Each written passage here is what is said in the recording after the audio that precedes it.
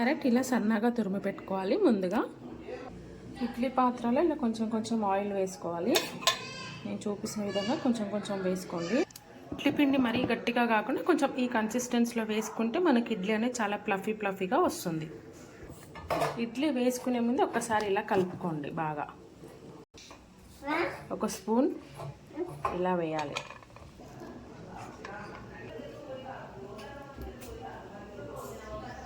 వేసుకోవాలి ముందుగా.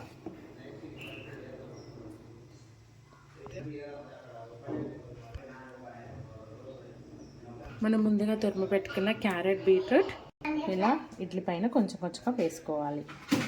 పిల్లలకి చాలా హెల్తీ ఫుడ్ అండి. సో మీరు కూడా ఒకసారి ట్రై చేయండి. నేనైతే మా బాబుకి ఇలా చేస్తున్నాను. ఇలా నేను 3 ప్లేట్స్ కొన్ని వాటర్ పోసుకొని కొంచెం ప్రీ హీట్ చేసుకున్నాను. కొంచెం హీట్ అయ్యాక మనం ఏదైతే ఇడ్లీ వేసుకున్న పాత్రలు ఉన్నాయో అవి మొత్తం ఇందులో పెట్టి మూత పెట్టేసుకోవాలి.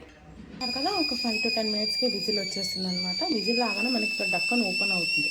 ఆ ఓపెన్ అయినప్పుడు మనకి ఇడ్లీ రెడీ అయినట్టు అనమాట.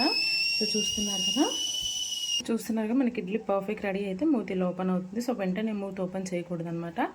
సో స్టవ్ ఆఫ్ చేసుకొని ఒక 5 to 10 మినిట్స్ అలానే వదిలేద్దాం. చూస్తున్నారు కదా ఎంత బాగా రెడీ అయిందో ఇడ్లీ. పిల్లలకి ఇలా పెట్టండి, చాలా హెల్తీ ఫుడ్ అనమాట. సో పిల్లలు చాలామంది క్యారెట్, బీట్రూట్ అంటే ఇష్టపడరు కదా. సో అలాంటి వాళ్ళకి ఇలా చేసి పెట్టండి, చాలా హ్యాపీగా తింటారు. సో మనం ఇడ్లీ పల్లి చట్నీతో కానీ కారం పొడితో కానీ సర్వ్ చేసుకుంటే చాలా బాగుంటుంది. మీరు కూడా ట్రై చేసి నాకు ఎలా వచ్చిందో కామెంట్ సెక్షన్లో కామెంట్ చేయండి.